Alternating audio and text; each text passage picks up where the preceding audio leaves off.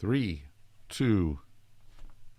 Hi, everybody. We are back, and we're going to be talking about some more LGBTQ stuff. We're going to talk about what's going on right now, in our world. So, Mary, do you watch Darren, do you watch the Supreme Court like I watch the Supreme Court? Because I think you do. I watch them with horrified eyes. Pretty much, yeah, pretty much. Y'all, this Dobbs case, we got to talk. Everybody knows Roe v. Wade. I think that was like emblazoned into our DNA from the 70s on because that At was least our generation. exactly Yeah. that was like that was like a big buzzword. And now, of course, it's been struck down by the Supreme Court. It's been reversed by this new court in the Dobbs case, which means women don't have the right to have autonomy over their body, and it goes back to the states. And every state is deciding what a woman can and cannot do and how quickly they can or cannot decide to receive abortion services. Now, this is a disclaimer from me personally as a gay man. I cannot imagine the horrifying decision that is on a woman in that situation to make that decision. I cannot fathom it. And I'm so grateful I don't have the pressure of that in my life. I'm sure there are many instances. Yeah, exactly. Yes. I'm sure there are many instances where it has to happen to save the mother's life because it's an ectopic pregnancy or the baby has already not formed correctly. Or the baby has died. Yeah, the baby has already died. We had a case very recently Mhm. where that happened and Mhm. she had to go to another state to get an abortion. Exactly. Or a woman is raped and carrying the baby of her rapist, or God forbid, a woman is set upon by a family member and is now carrying their baby. I can't imagine the horror of that. So when you see all these commercials about, well, this is just a cheap form of birth control. No, it was not that. It was That never is meant so for insulting. that. It was not meant for It's that. extremely insulting and it's ghettoizing. Because that's what they were painting this one group of people as well, they'll just go get abortions and your tax dollars are paying for it, which is not true because Planned Parenthood never used tax dollars to pay for abortion services. Yeah, we won't even talk about how hard it is for some women to get birth control to prevent this from happening And in the that first place. goes to the next thing, Mary, because this Dobbs case said that women don't have a right to privacy with regards to this relationship with their medical care. I'm a guy. I have to go have a colonoscopy soon because I'm of a certain age. Oh yeah. That's a standard thing. What happens if just remember to cough. It's okay. Exactly. What happens if the government says, "Oh, you can't have a colonoscopy without getting, permission from your pastor"? That's basically what they're saying. You cannot have a medical procedure because the government has decided to intervene and you no longer have a right to privacy there. And this is where I want to speak to men about this. Guys, if they can take away a woman's right to do things, they can take away your right to do things. Let that sink in. Let that sink in. This is not just about a woman's right to do what she wants to with her body. This is about anyone being able to do whatever they want to. Right. Having autonomy over what happens to their body. Right? So if you decide to go get a tattoo and suddenly the government says, well, tattoos are not appropriate anymore, we're closing all the tattoo parlors. Because what? It's sinful because we don't want that business here. They can do that now.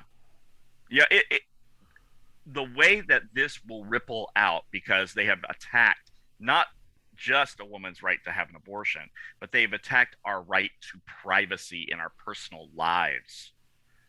And of course, there was something written by one of my favorite justices, Justice Thomas, who wanted to go back. Yes, hashtag sarcasm. Wanted to go back and revisit several other cases. Of course, Obergefell was on that list, gay marriage.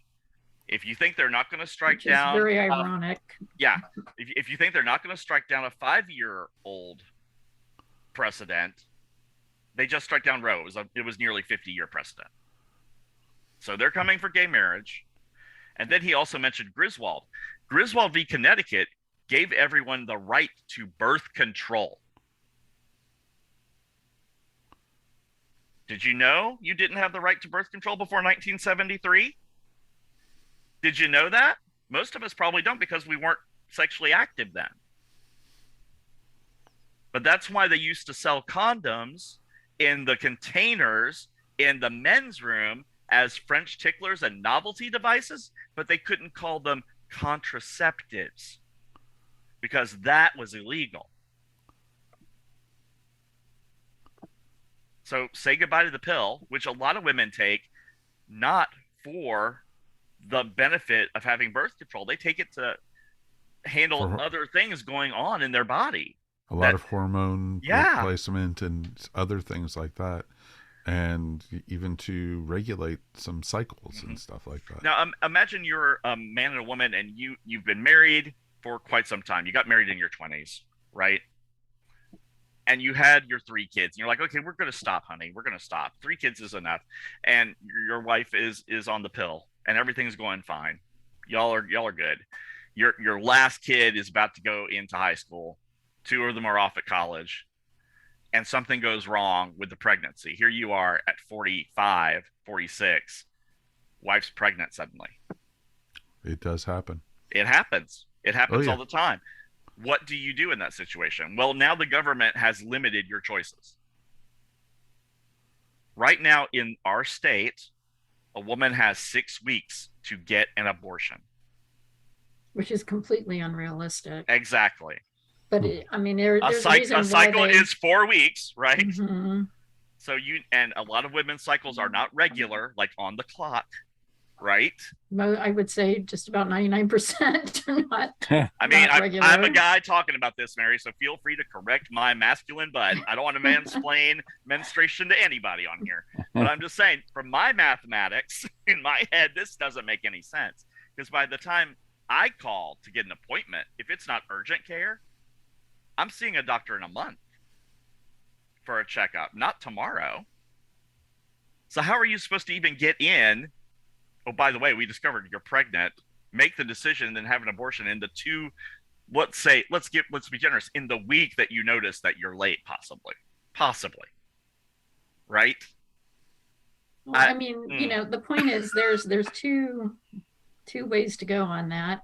One is that, and this is true, that the people making the laws are so uninformed about how a body works. I mean, they don't have a clue. It's pathetic, right? Or on the other hand, they have a clue, but they're using this as a way to not put out an outright ban because they think if they do that, women won't vote for them. Yeah. But if they say, "Oh, we're giving you 6 weeks to," which is not really true, but that's how they'll put it. We're giving you 6 weeks to make up your mind. Well, it's insidious. Well, Arizona. It's really interesting though, because since Roe v. Wade was struck down, and this is in Georgia, and this is the Atlanta area, a lot of the churches in the areas have put up signs outside of them. Are you pregnant? We can help talk to you about it, and try to talk the people out of abortions and such, or other forms of birth control and stuff like that. And it's gotten almost militant how big these billboards are, or the signs and everything. And it's Judy and I keeps on pointing them out to me as we're driving, and she's like, "This is just getting ridiculous." Oh, it's been ridiculous for a while. Those things have been around forever. No, but those signs are always on MARTA. Oh, I know, Always. but it's becoming more and more prevalent. Or there's the fake,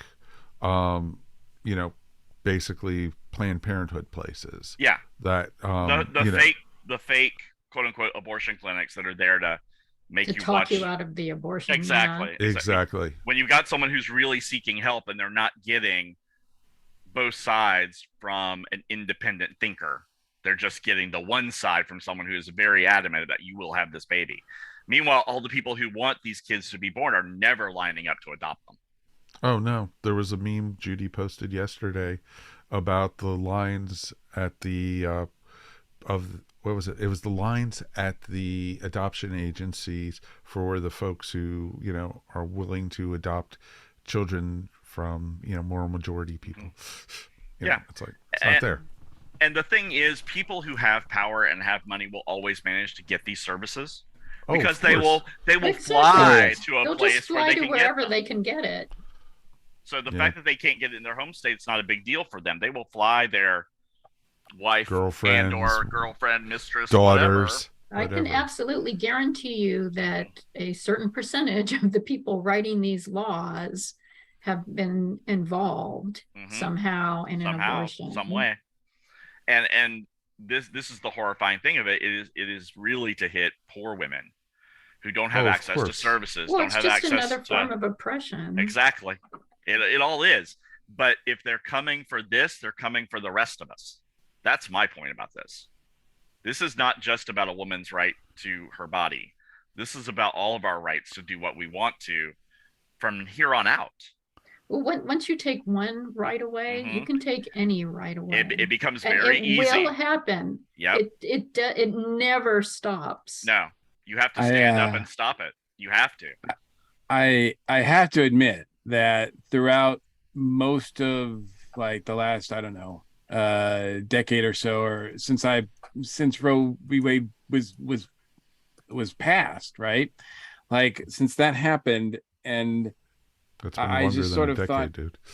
Yeah, I know, but I'm just trying to organize my thoughts.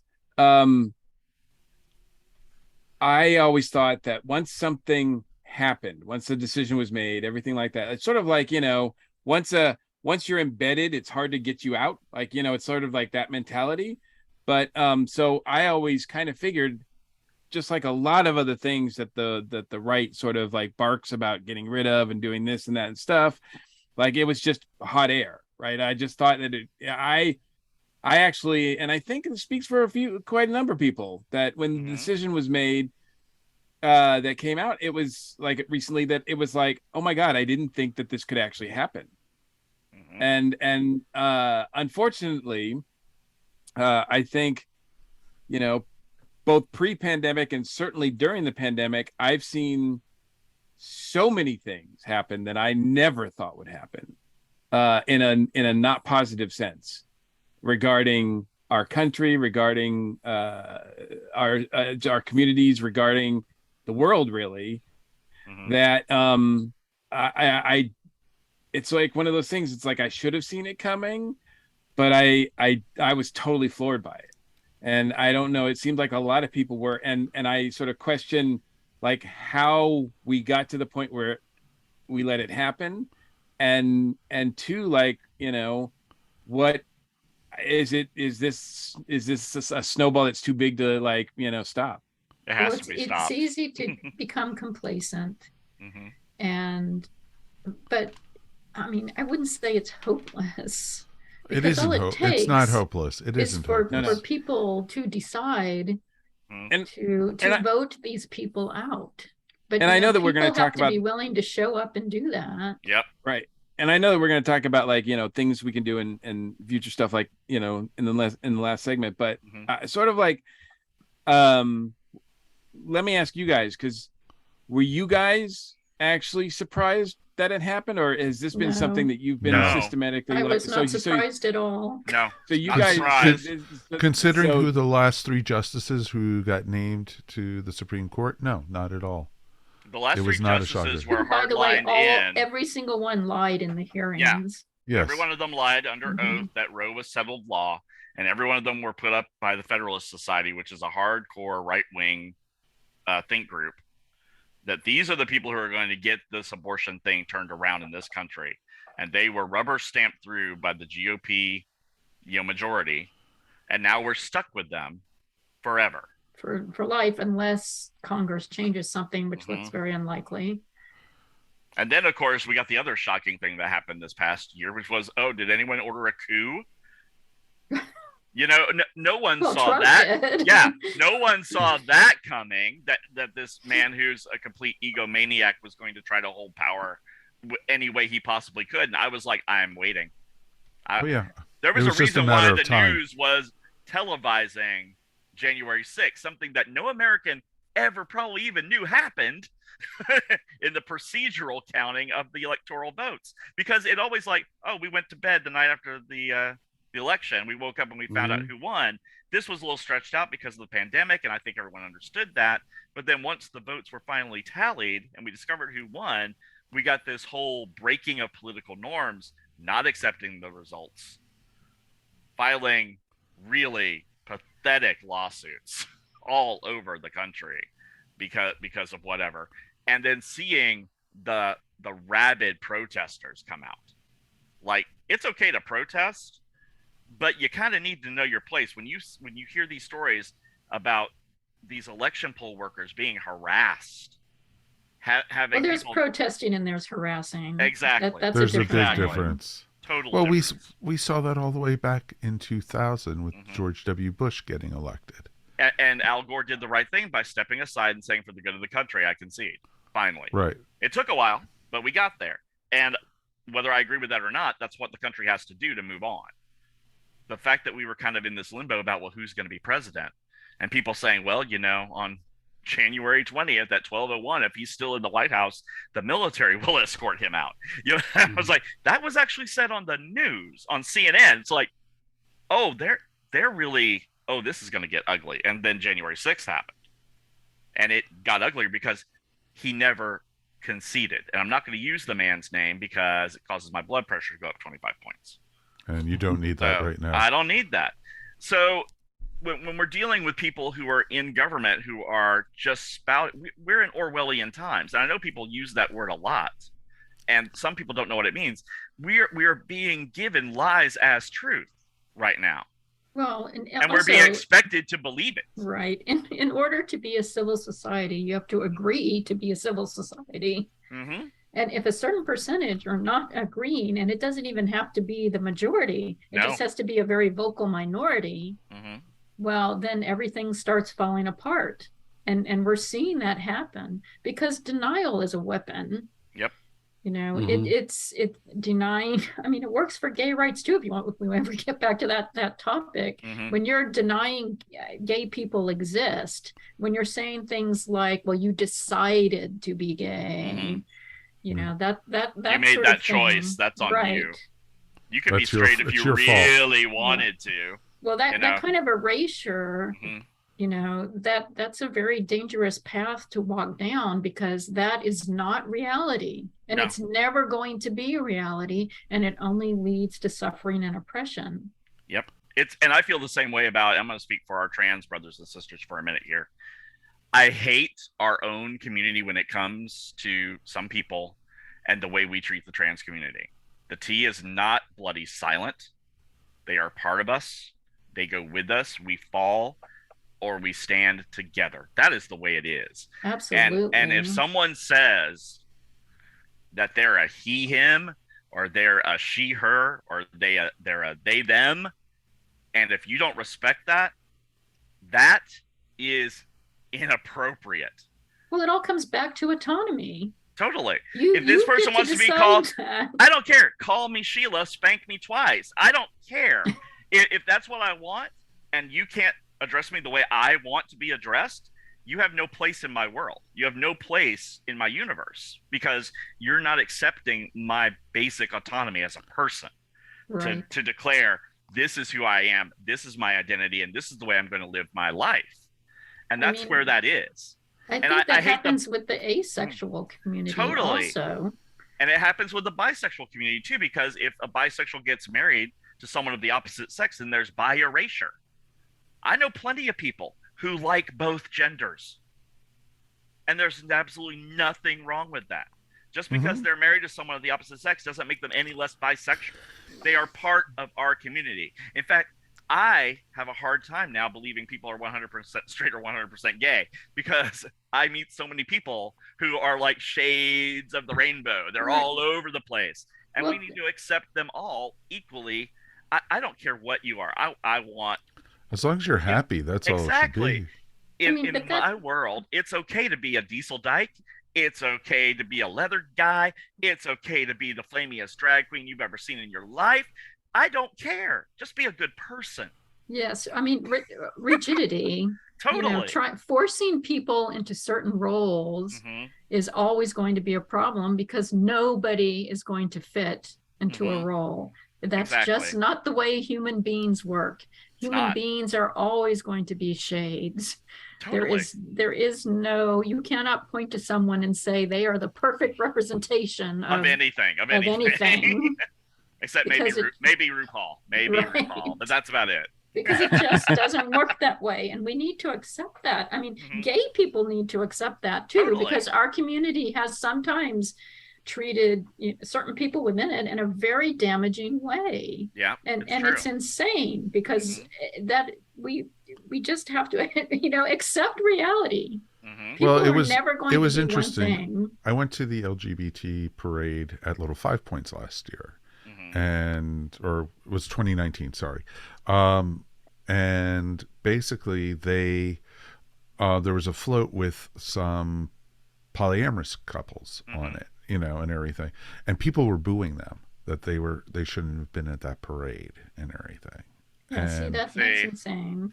Yeah, I don't care. I don't because care either. That happens, in their bedroom. I don't care. No. I don't care. But call yourself what you want to care. Are you a good person? Yes or no? That's it. It is the height. Are you a good person? Are you good to your family? Are you good to your kids? Are you good to your friends? It is the height of selfishness. Exactly. To be presented with something to your face. Totally. When somebody comes to you and they're with the people they love and they say we're polyamorous, and you start ragging on them and say, well, you can't be, because that's not a thing. That's not the right thing. And they're standing right there in front of you. So it's obviously reality, because they're right there. Well, remember last year when we did Angels in America for Pride, and the quote is, "Oh, we don't believe in homosexuals." Like, "Oh, we don't believe in Mormons." Right. So, that's where that argument is. It's like, it doesn't matter what you believe or not believe, that we exist. We're here. We're people. Well, exactly. It doesn't matter whether you understand it. No, it doesn't matter whether you can identify with it. It does not require your understanding. None of us do. I don't have to understand the straight couple next to me with 5 kids. I don't need to understand that. That's their life. Right. I is. I wish the toddler would be quiet, but that's it. It doesn't matter at the end of the day, as long as we need to treat each other with more tolerance, more acceptance, and more love in our society.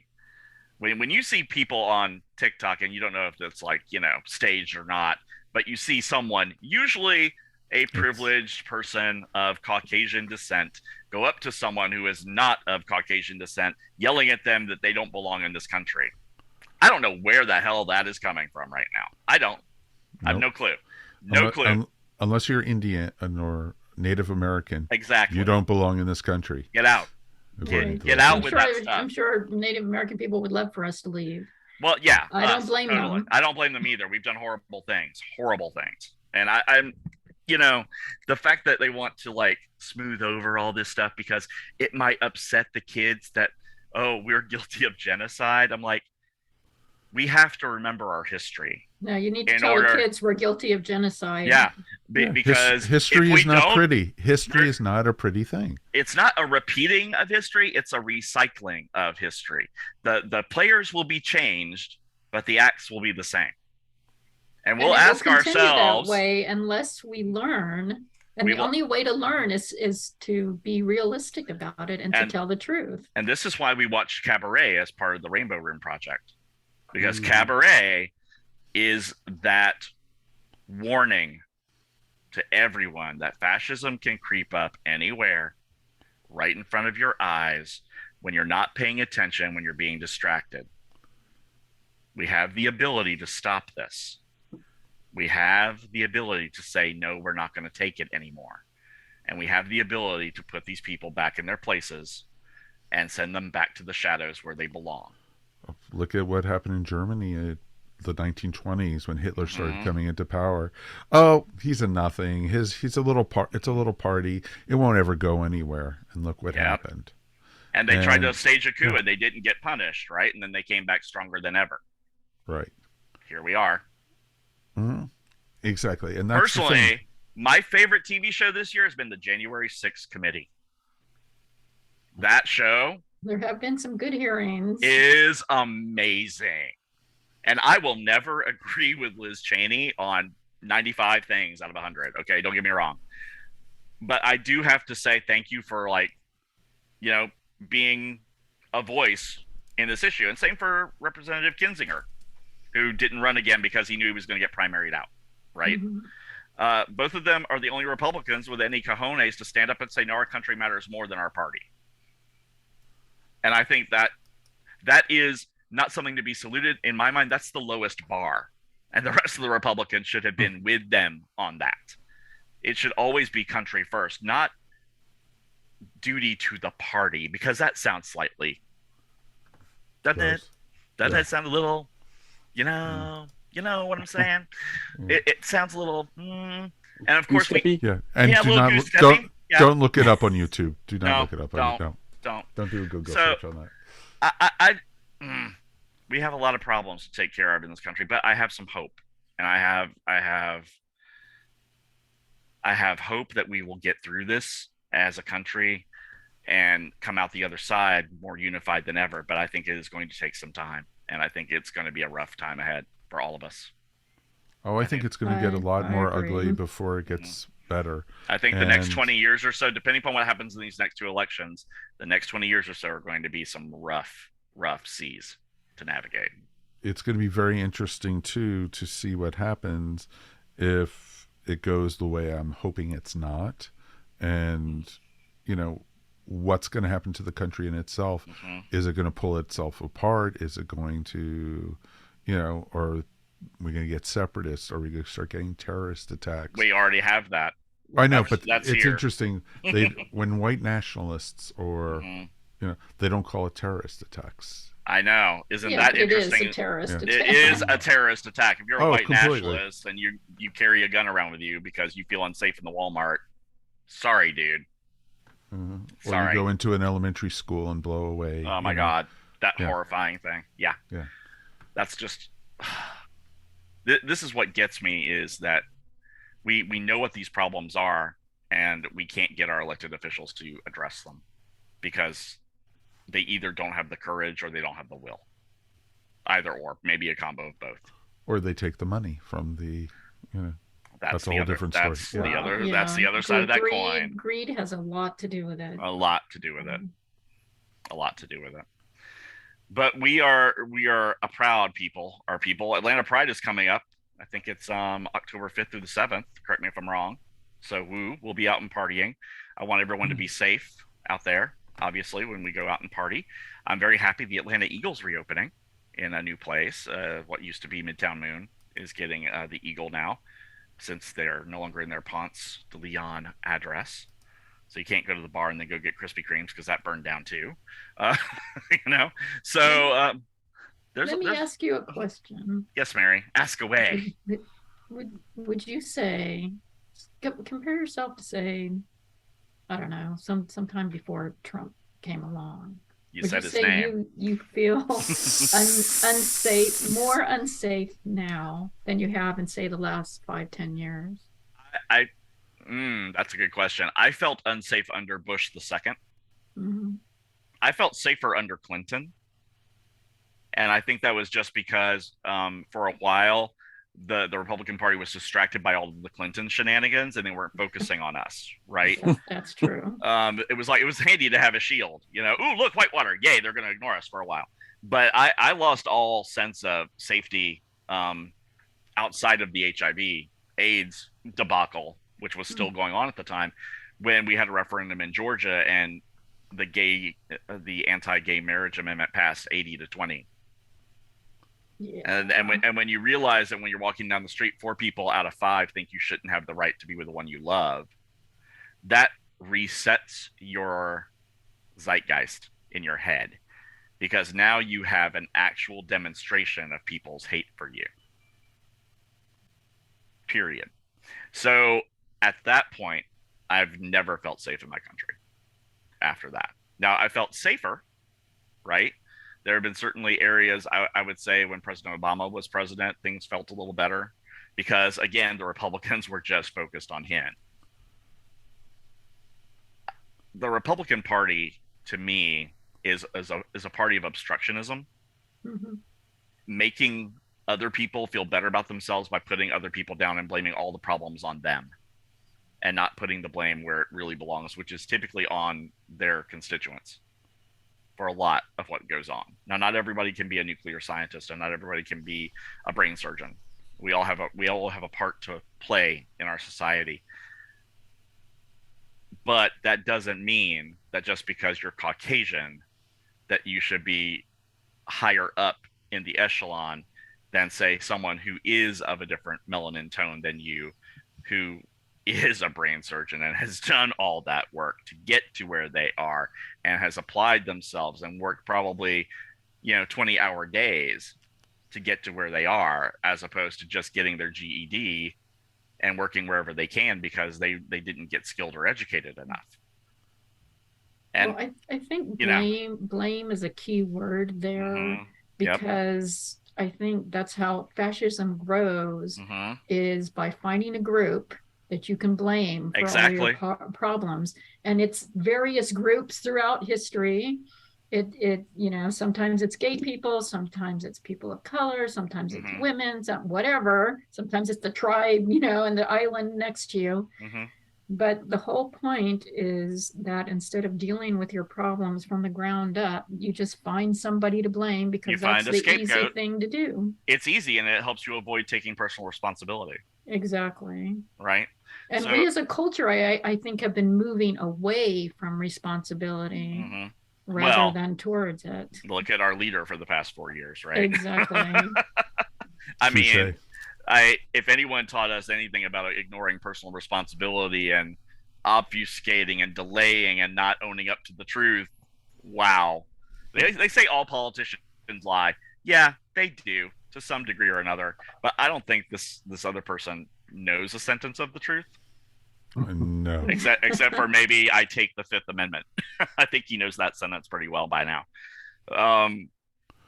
But he uses his mind to change things. He does. Yes. He does. God. But I said it in my mind. Jedi mind trick. You weak-minded fool. So yeah, that's kind of where that is. But I have hope for us. I do. I want us to be. I really want to see our community come together like we did during the AIDS crisis. I really wanted to see us move as one. And I think sometimes it's hard to get rid of the party culture for the younger guys for a bit, and they need to snap to and understand that they're going to be fighting for their lives in a hot minute, and they're not prepared to. I don't think. I think they've had it. I don't want to say too easy. We earned all those victories, for the community as a whole, regardless of age. And I think those victories are very well earned, but they could be ripped away from us at any moment. And that's the fight we're going to have in the future. And on that segue, freedom is fragile, everybody. Freedom is. You got to fight for it every day. Exactly. Every day. Do not take it for granted, folks. None. And too many people do. Don't. Too many people do. I visited multiple countries, and what we have here is pretty good compared to a lot of other places. And for me to say that, it's pretty, Yeah, it's pretty amazing. Mike, you were going to say something? Excuse me, you can wait till the next segment. Okay. Well, in that case, we'll wrap this baby up, and then we'll talk about the future.